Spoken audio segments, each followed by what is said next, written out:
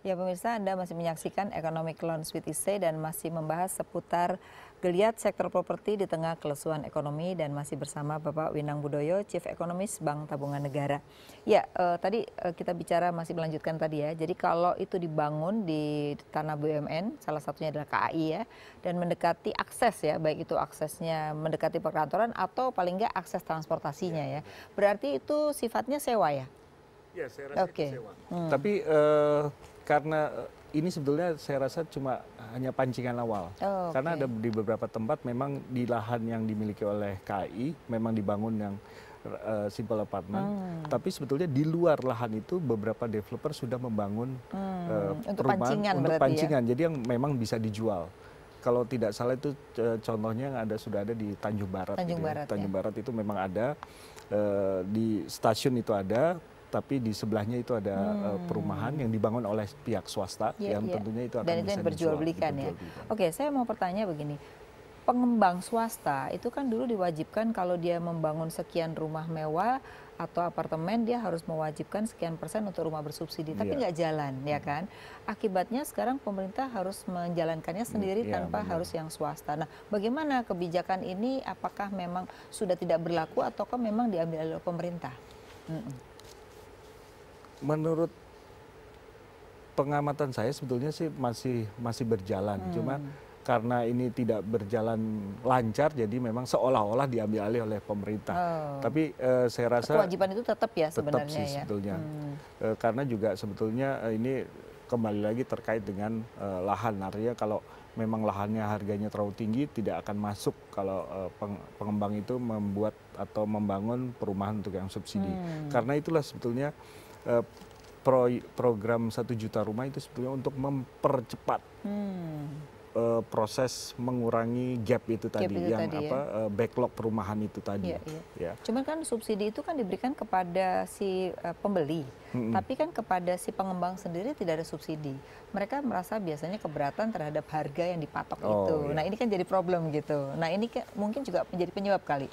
Iya, tapi kalau untuk pengembang sendiri, kalau kayak saya bisa bilang kalau di BTN itu kita juga berpikir tidak hanya memberikan pinjaman kepada sisi demand-nya atau dalam bentuk KPR, tapi kita juga pada sisi supply-nya kepada pengembang, karena kita pikir juga tidak ada gunanya kita fokus ke KPR kalau tidak ada barang yang dijual. Jadi memang kita berusaha dua sisi. Jadi kalau BTN termasuk salah satunya bukan hanya demand aja tapi juga dari sisi supply-nya ya. Saya jadi rasa kontraktor ya. Kontraktor. Saya rasa ini bisa diikuti oleh bank-bank lain dan juga ini karena ini juga sudah berhasil tentunya bisa diikuti lah. Oke.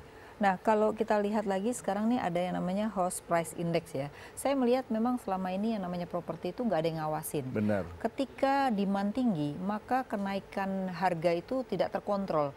Bahkan pernah pada tahun 2011-2013 itu sampai 30% gitu ya. Tapi ketika lagi jelek harganya turun sekali gitu. Sehingga orang merasa dirugikan, belinya mahal, jual murah aja susah gitu ya. Nah, ini apa sih upaya pemerintah untuk bisa melihat bahwa ini adalah keseimbangan harga ini wajar gitu sehingga tidak lagi merugikan yang namanya konsumen. Ya, pada intinya kalau kita mau melihat supply demand kan kita harus ada referensinya. Betul. Ya. Seperti misalnya di perbankan untuk melihat arah suku bunga perbankan itu kan ada referensinya, ada suku bunga referensi. Nah sama sebetulnya dengan harga properti. Sekarang apa udah ada ya? Selama ini memang sudah ada sudah dilakukan oleh Bank Indonesia, ya Bank Indonesia sudah mengeluarkan indeks harga properti residensial. Nah dari sisi ini memang sebetulnya itu paling tidak itu sudah bisa melihat lah. Berdasarkan tempat ya, lokasi ya? Kalau berdasarkan lokasi. Lokasi, kalau yang dikeluarkan oleh Bank Indonesia itu setahu saya melakukan survei dilakukan di 18 kota besar. Nah, dalam hal ini Bank Tabungan Negara melakukan semacam untuk melihat yang lebih spesifik, kita mengeluarkan house price index lebih mikro ini. Ya? Lebih mikro namanya karena apa itu? House price index. House price index itu yang mengeluarkan BTN justru. Ya, kita mulai mengeluarkan sebetulnya juga sudah lama tapi baru saja kemarin launching ada metode baru. Kita ini menggunakan harga real, jadi harga yang dilakukan transaksi yang sudah dilakukan oleh nasabah dengan Bank BTN. Jadi artinya ini memang lebih real dan cakupannya lebih seluruh Indonesia, lebih banyak sih. Jadi berdasarkan nasabah yang ada di BTN itu sendiri dan, tapi pada intinya adanya indeks harga untuk properti ini kan penting untuk melihat bagaimana supply demand, keterkaitan antara supply demand ya. Jadi tidak ada lagi nantinya supply-nya harganya terlalu tinggi sementara demand-nya terlalu rendah gitu. Jadi ini ada match untuk harga bisa ketemu lah di tengah-tengah sehingga sesuai dengan kemampuan masyarakat sebetulnya. Jadi artinya ini bisa membantu masyarakat juga ya agar mempunyai pedoman di dalam harga itu berapa gitu. Karena kan selama ini kalau kita lihat pengembanglah yang paling berkuasa menetapkan harga. Sedangkan konsumen ya kalau mau beli silakan, kalau enggak ya udah gitu ya. Nah ini kan posisinya sangat lemah. Padahal kan pemerintah harus sandang pangan dan papan kan gitu. Nah papan ini nggak pernah diperhatiin gitu loh. Jadi ini dengan launchingnya ini diharapkan seperti apa nantinya? Orang bisa melihat karena kan BTN ini akan menjadi satu indikator untuk semua atau hanya di BTN aja ini nantinya? Saya rasa begini, kalau kita melihat BTN ini sendiri kan kita memang bank yang fokus di perumahan. Ya. Kalau kita bicara tentang perumahan subsidi, kontribusi kita mencakup 97 sampai 98% dari perumahan subsidi. Sementara kalau dari total properti penjualan rumah subsidi dan non subsidi kita sekitar 37%. Artinya memang kita memang bank yang fokus di situ. Nah, keinginan kita adalah membuat ada referensi harga yang mencocokkan antara mencerminkan pertemuan antara supply dan demand. Paling nggak mengurangi lah ya, nanti mengurangi orang bermain di menentukan harga seenaknya gitu ya. Nah ini saya mau tanya, ini kan suku bunga akan naik terus ya. Tahun ini udah naik sampai 100 basis poin. Diperkirakan tahun depan juga akan naik sekitar 175 sampai 100 basis poin.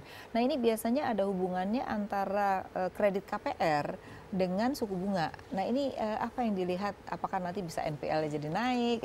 Itu apa yang terlihat dari kacamata BTN sendiri? Ya tentu saja kalau kita melihat NPL biasanya berkaitan dengan kondisi daya beli masyarakat ya. Kita sendiri melihat kalau dari sisi yang non subsidi memang sudah mulai terlihat ada yang ada sedikit pergerakan ke atas untuk yang meningkat. NPL dan non subsidi, sementara untuk yang subsidi selama ini kita melihat bahwa saya rasa lebih tergantung atau terdorong oleh daya beli.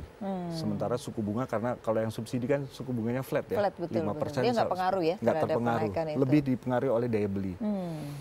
Nah, kalau dilihat dari sini memang suku bunga, karena itulah bank-bank juga saya rasa juga akan wait and see dulu untuk dalam melakukan kenaikan suku bunga. Ekspansi besar-besaran juga ya. Mungkin ini juga akan menjadi hambatan juga kalau suku bunga naik terus, sedangkan daya beli walaupun kelas menengah atas cenderung juga melakukan itu ya. Mungkin akan berubah kali, kalau tadinya belinya ke bank, mulai dengan cash keras, yang mulai dengan 0% mungkin ya.